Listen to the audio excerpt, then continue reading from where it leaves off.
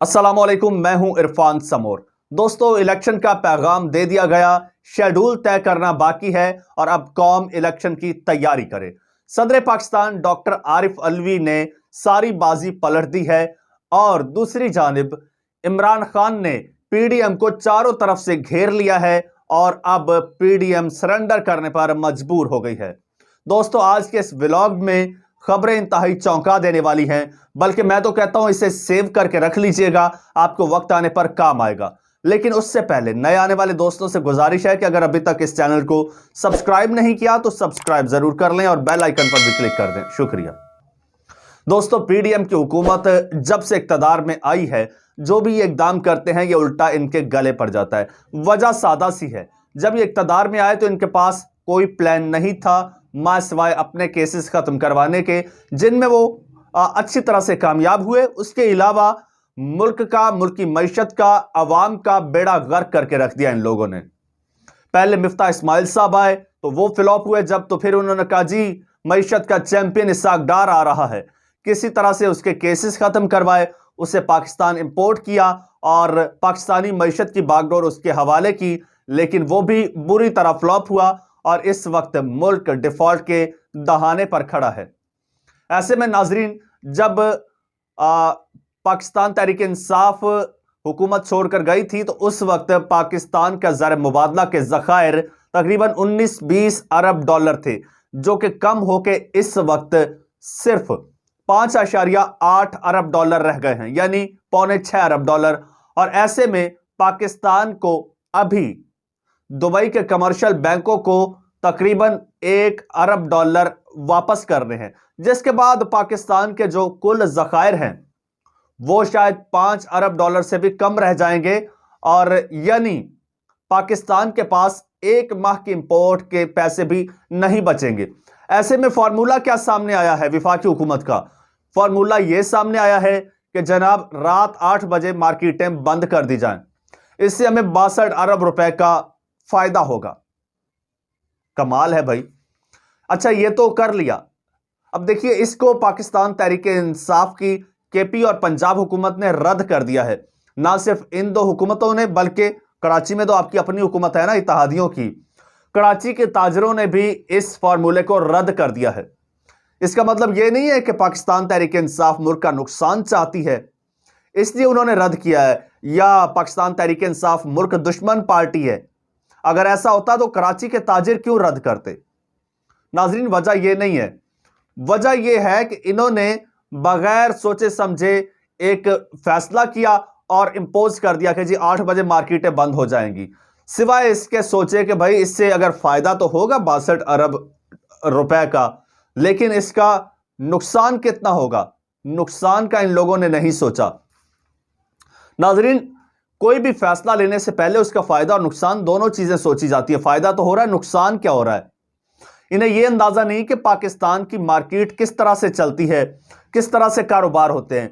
इस तरह के फैसले, और स्पेशली जहां पर पाकिस्तान मुआशी सूरत हाल ऐसी हो जो इस वक्त पाकिस्तान की है, तो एकदम से इस तरह से तजर्बे नहीं किए जाते, तब्दीलियां आहिस्ता आहिस्ता लाई जाती हैं। इस तरह के तजर्बात उन ममालिक में किए जाते हैं जहां की इकॉनमी मुस्तहकम होती है। यहां पे आप 1 घंटे का डिफरेंस कर दें तो आपके पूरे स्टॉक मार्केट हिल के रह जाती है, और आप एकदम से जहां पे एक रूटीन बनी हुई है, पूरे मुल्क का एक सर्कल चल रहा है, जहां पे मार्केटें 10, 11, 12 बजे बंद होती हैं और कारोबार रात को भी चलते हैं। आपको पता है पाकिस्तान में दिन रात कारोबार चलते हैं, रात में फैक्ट्रियां चलती हैं, होटल्स वगैरह, रेस्टोरेंट्स सारी रात खुले रहते हैं, रात में लोग जॉब्स करते हैं।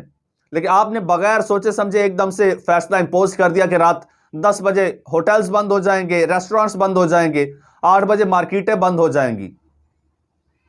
नाजरीन, इसको पाकिस्तान तहरीक इंसाफ की हुकूमतों ने और ताजिर कम्युनिटी ने इसको रद्द कर दिया है। इसके आगे इनके पास कोई प्लान नहीं है सिवाय आईएमएफ के पास जाने के, और आईएमएफ के साथ भी मुज़ाकरात कामयाब नहीं हो रहे हैं। जो शराइत लगा रही है आईएमएफ, वो ये पूरी करते हैं तो मरते हैं, नहीं पूरी करते तो मरते हैं। आईएमएफ के पास इन्हें हर हालत में जाना ही पड़ेगा। उससे होगा क्या? जब ये आईएमएफ के पास नहीं जाएंगे तो मुल्क डिफॉल्ट है, लेकिन अगर जाते हैं उससे तेल महंगा होगा, बिजली महंगी होगी, फ्यूल महंगा होगा, गैस महंगी होगी, हर चीज महंगी होगी, हर चीज महंगी होगी और डायरेक्ट जो इफेक्ट है वो अवाम पर पड़ेगा जो पहले ही महंगाई की चक्की में पिस रही है। ऐसे में इनकी जो बची खुची थोड़ी सी साख है वो भी बुरी तरह से फ्लॉप हो जाएगी। लेकिन इनको लाने वालों का प्रेशर है कि भाई तुम लोगों ने हर सूरत जाना है, हर सूरत आईएमएफ से ये डील करनी है। आपको याद होगा गुज़श्ता दिनों एक टेक्नोक्रेट हुकूमत का शोशा छोड़ा गया था जिसे रिस्पॉन्ड सिर्फ इमरान खान ने किया था और हर कोई ये समझ रहा था कि शायद ये इमरान खान के लिए है। नहीं जनाब, ये इमरान खान के लिए नहीं था। ये शोशा पीडीएम हुकूमत को नानी दादी बल्कि अपने तमाम बुजुर्ग याद दिलवाने के लिए शोशा छोड़ा गया था कि अगर तुम फ्लॉप हो चुके हो। नाजरीन, किसी टेक्नोक्रेट हुकूमत का आना यह साबित करता है कि मौजूदा जो हुकूमत चल रही है वो मुल्क की हालात को हैंडल करने में नाकाम है, वो इस काबिल नहीं है, वो नाअहल लोग हैं। टेक्नोक्रेट हुकूमत आती तो हमेशा के लिए इन पे छाप लग जाती कि ये हुकूमत नहीं चला सके, इनकी सियासत, इनका इक्तदार, इनका सब कुछ खत्म हो जाता, आइंदा ये कभी इक्तदार में ना आ सकते। इसीलिए ये शोशा छोड़ के इनको प्रेशराइज किया गया कि भाई आप लोग ये करो। अब नाजरीन, इलेक्शन सर पे आ गया है। बहुत टाला, बहुत टाल मटोल की, बहुत खींच के आगे ले गए, लेकिन बिल आखिर इलेक्शन सर पे आ गया है। वो मैं आपको बताता हूं फॉर्मूला किस तरह से। एक तो जो भी ये इकदाम करते हैं कप्तान इनको गले से पकड़ लेता है, जैसे अभी इन्होंने किया और माशाल्लाह से फिर बयान क्या दिया ख्वाजा आसिफ साहब ने कि जी अगर जल्दी मार्केटें बंद होगी तो बच्चे कम पैदा होंगे। इस पे किसी पीटीआई के ने, शायद फवाद चौधरी ने या किसी ने क्या खूब कहा है कि जनाब काश सियालकोट में भी मार्केटें जल्दी बंद होती ताकि आप जैसा कोई पैदा ना होता, इस तरह का समथिंग। अच्छा नाजरीन, अब जो है, अब एक तो एमक्यूएम जो है वो गले में अटक गई है पीपल्स पार्टी के, यानी पीडीएम के। उनके मुतालबात जो हैं वो पीपल्स पार्टी मान नहीं पा रही, मानती नहीं है मुतालबात तो वो अलग हो जाते हैं और उन्होंने अब एहतजाज का भी ऐलान कर दिया है। और ये अलग अगर अलग होते हैं हुकूमत धड़म से गिर जाती है और ये होना ही है। ऐसे में सदर आरिफ अलवी जो हैं वो तैयार बैठे हैं कि वो वजीर आजम शहबाज शरीफ को एतमाद का वोट लेने का कह दें।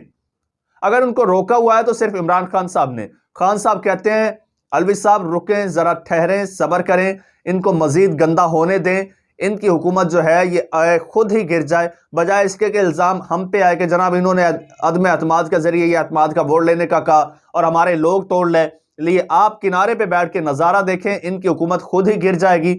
और अब नाजरीन, एक तो शेख रशीद साहब ने ट्वीट किया है, कहते हैं कि जी इलेक्शन का पैगाम दे दिया गया है, इलेक्शन का पैगाम दे दिया गया है, कौम इलेक्शन की तैयारी करे, अब बस शेड्यूल तय करना बाकी है। नाज़रीन, आप सब जानते हैं कि शेख रशीद का राबता कहां पे है।